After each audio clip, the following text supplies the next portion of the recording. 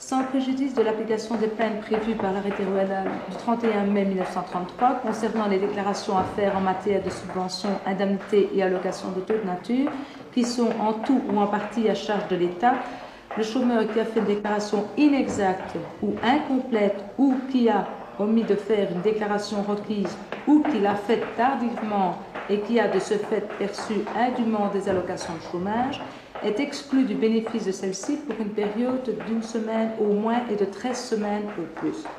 En cas de récidive, la durée de l'exclusion ne peut être inférieure au double de la précédente sans dépasser toutefois 26 semaines. Je peux avoir votre carte d'identité, je peux avoir votre carte d'identité, je peux avoir votre carte d'identité, s'il vous plaît. Je peux avoir votre carte d'identité, s'il vous plaît. Merci. Et vous travaillez temps plein, madame, ici? Comment? 26 heures semaine. 26 heures semaine, oui. Et vous touchez des allocations de chômage? Vous touchez un complément d'allocation de chômage? Oui, vous avez votre document sur vous. Votre C3 temps partiel, vous mettez les petites croix. Le document... Le document... où vous inscrivez les heures que vous prestez réellement tous les jours. Je n'ai pas avec moi. Et où est-il? C'est vous? Oui, il est chez moi. Qu'est-ce qu'il est indiqué sur ce formulaire? Avant de commencer à travailler, vous devez l'avoir. Vous devez avoir biffé les heures que vous allez travailler et l'avoir sur vous et le montrer à toute réquisition. Hein. Ah là là. Elle n'avait pas son document sur elle. Non, elle n'était pas en ordre. Je l'ai mise en garde. Ce sont des fausses estampilles, c'était fait au PIC, ce n'est pas le cachet de la commune. Après vérification sur les stats, j'ai constaté qu'en fait, vous n'aviez pas pointé ni le 7, ni le 14, ni le 27. Notez bien que l'organisme de paiement, bon, on a remarqué qu'il y avait des fausses estampilles, ne vous a pas indemnisé pour ces 3 jours. Hein, vous ne les avez quand même pas touchés, ça c'est vrai. Seulement, c'est la deuxième fois que ça se présente, c'est que vous faites encore des fausses estampilles. Ce n'est pas trop peur pour la première.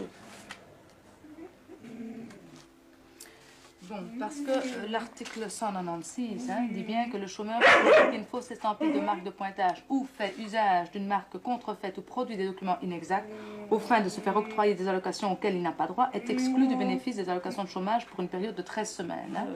En cas de récidive, et ici c'est le cas, le problème c'est que c'est une récidive, la durée d'exclusion est de 52 semaines sans toucher d'allocation de chômage. Hein. Je vous avertis que c'est 52 semaines. Ça va? Enfin, j'appelle pas ça coincé, j'appelle ça appliquer la réglementation chômage. Lorsque vous parquez mal, vous avez un procès, eh bien c'est la même chose. Je peux rentrer 1 minute? Oui, oui, oui. Je peux rentrer 1 minute pour écrire? Oui. Merci. Vous êtes seul depuis toujours? Oui? Je suis célibataire et je vis seule.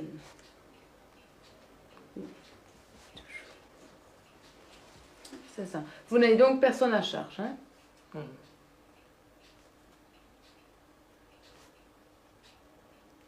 Vous n'avez pas d'activité indépendante, registre de commerce, numéro de TVA, aucune activité accessoire, non?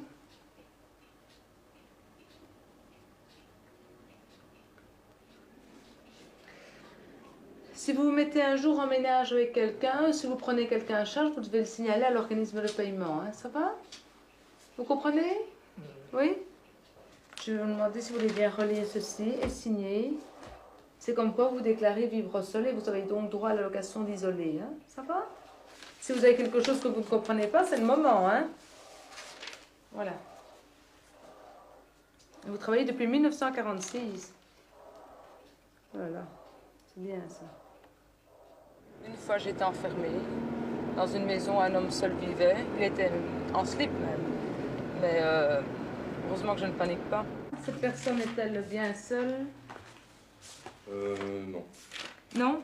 Oui, c'est-à-dire que sa maman habite, enfin, est domiciliée à Anne-sur-Sambre, mais réside chez son concubin, on va dire. Il est bien chez sa sœur. C'est le concubin qui est domicilié là-bas. Le concubin de qui? De la maman. Ça va, d'accord. Merci beaucoup pour tous les renseignements. Mais il n'y a pas. Au revoir. Comme on dit, toujours à votre service dans la mesure du possible. J'aime bien rechercher, j'aime bien de chercher des choses, de découvrir. Ce n'est pas donné à tout le monde de faire ce métier. D'ailleurs, il y a peu de jeunes qui présentent l'examen. Hein. Comment vous expliqueriez l'utilité de votre travail, par exemple? Ben, à quoi sert la police? À quoi sert la PJ? À quoi sert la gendarmerie? C'est la même chose. À faire respecter les lois. Hein. Ou alors, il n'y a pas besoin de faire de loi, il n'y a pas besoin de gouvernement. Hein. Alors, votre situation familiale n'a pas changé? Vous êtes toujours seul avec votre petit chat? Oui. Je vis toujours seule. Rejoint dessus ça. Avec Le chat. Vous n'avez personne à charge alors, hein? Non, non. Et la voiture qui est dehors, c'est à vous? Non, non. C'est à qui? C'est à mon fiancé. Ah. Il est ici? Ben oui. Il est où, en haut? Non, il n'y a pas d'en haut, il n'y a pas d'étage. Il est dans la chambre. Oui. Non, dans la salle de bain. Il se lave. C'est en même temps. Pour un homme. Et quelle est la fréquence ici? Combien de fois vient-il par semaine? Combien de fois dort-il chez vous? Qui vient par semaine ici? Il vient souvent ou ça dépend de ses pauses? Ouais. Quand il fait la nuit, forcément, il n'est pas ici. Non, il vient maintenant quand... Bon, il joue au foot, il joue au ping-pong, il fait les entraînements, il joue au tennis. Entre Et en dehors de tout ça, il vient près de vous? Ouais. Ah, ouais. Vous payez 12 000 et demi de loyer ici? Ouais. C'était 11 000, mais alors ils ont augmenté. Et vous avez combien au chômage? 14 000. Et comment faites-vous pour vivre? Ma mère me donne à manger. Ça, je ne supporte pas.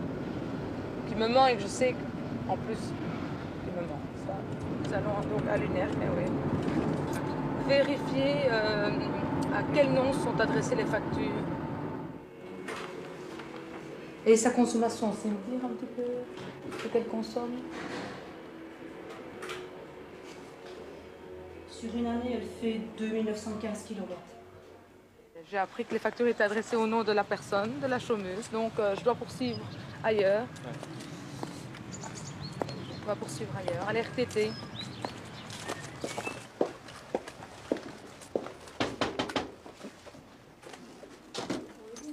Bonjour, Piette Bérangère. Ouais, c'est moi. C'est vous, je suis contrôleur de l'ONEM. Bonjour, madame. Je peux venir vous voir?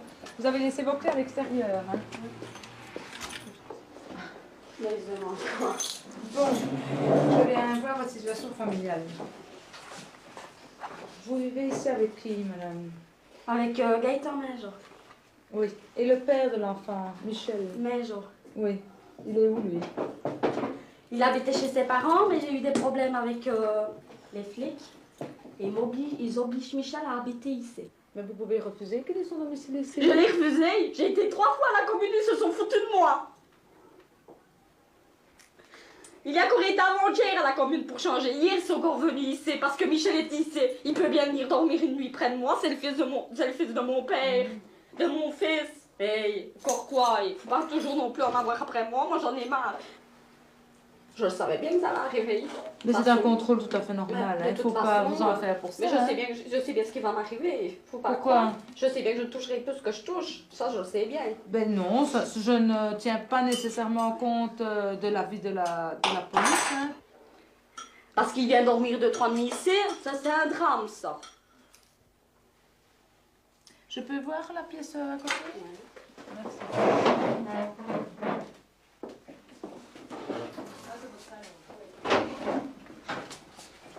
Et alors en haut, vous avez 2 chambres? Oui. J'ai mon grand lit.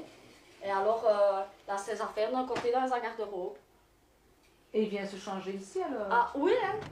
Il faut que je poursuive l'enquête, il n'y a rien à faire. Peut-être chez des voisins, je ne sais pas. Ça, c'est ma façon de travailler. Je ne peux pas quand même tout dire, hein. Je peux pas dire. 28.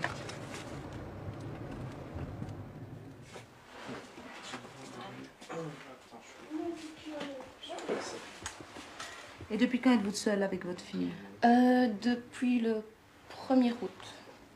89? Oui, oui.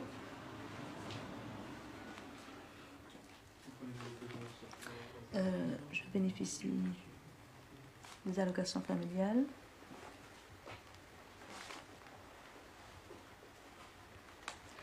Vous n'avez personne d'autre? Non. Et les pantalons qui sont là? Ça, c'est mon propriétaire qui m'a demandé de faire le bord. C'est votre propriétaire qui vous a demandé de faire le bord? Vous êtes couturière? Non. Non, mais c'est parce que comme je sais, vous faites les bords des pantalons. Voilà, je vais vous demander si vous voulez bien relire et signer. Et vous êtes payé pour ce petit travail? Non. Non?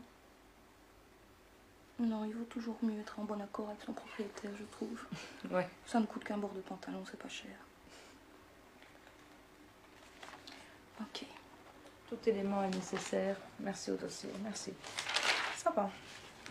S'il y a quelque chose qui ne va pas, vous serez reconvoqué chez nous. Hein? Ok. Je vais examiner votre dossier au bureau. Ça va? Voilà. Au revoir, madame. Merci beaucoup. Au revoir. Vous étiez dans la cuisine? Oui. Vous êtes seul? Je vis avec mes parents. Je n'ai pas votre dossier. Je ne suis jamais allée chez vous. Et vos parents, que font-ils? Ma mère est pensionnaire. Et votre papa? Il est décédé. Ah oui.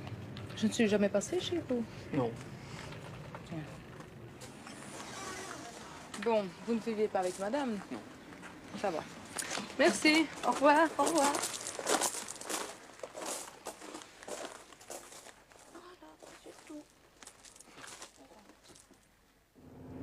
J'aime toujours rencontrer des gens chez eux.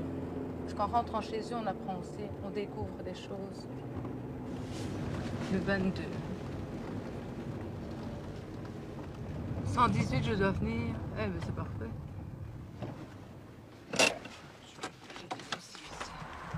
Je suis contrôleur de l'ONEM Namur. Bonjour. Ah oui, allô? Je peux venir vous voir une minute? Ouais, ben vous me voyez, qu'est-ce qu'il y a pour ça? Je Oui, n'aime mais- pas tout ça, il faut foutre un camp. Vous avez 2 minutes pour foutre un camp, hein? 2 minutes, hein?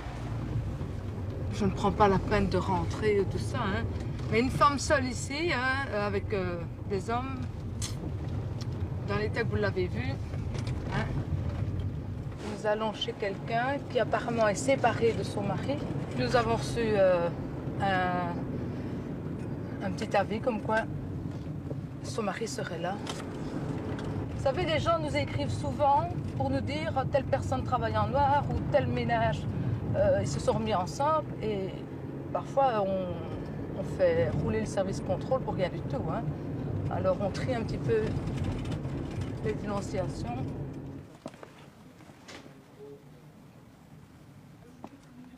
Je peux vous voir une minute? Merci. Je suis dans les travaux. Oh, c'est pas grave, bonjour monsieur. Je vais tout droit ou... Tu sais, je suis pas enregistreur, je suis en plein dans les travaux, moi, ici. Je vais par là. Vous m'avez écrit quelque part, oui? Oh, ben, ça va. Eh bien, madame se déclare vivre seule, n'est-ce pas? Alors qu'il y a une personne de sexe opposé qui travaille dans sa cuisine, qui effectue les travaux, qui ne veut pas décliner son identité et madame ne veut pas me le donner. Alors nous allons poursuivre l'enquête. Autrement. Et je peux vous dire qu'on va confirmer qu'il vivait ici. Hein. Oui, d'accord, maintenant il vit plus. Maintenant, il ne vit plus. Bon, il a vécu avec vous depuis quand? Oh, madame, s'il vous plaît. Faites bien attention, si monsieur vit avec vous, vous devez le dire. Hein. Ça va? Parce qu'en cas de récidive, c'est encore plus grave. Allez, au revoir, merci. Au revoir. Au revoir, monsieur.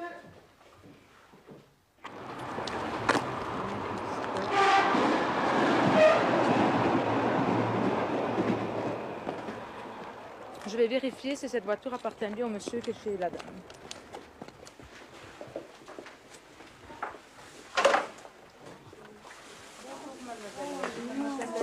Je dois vous voir.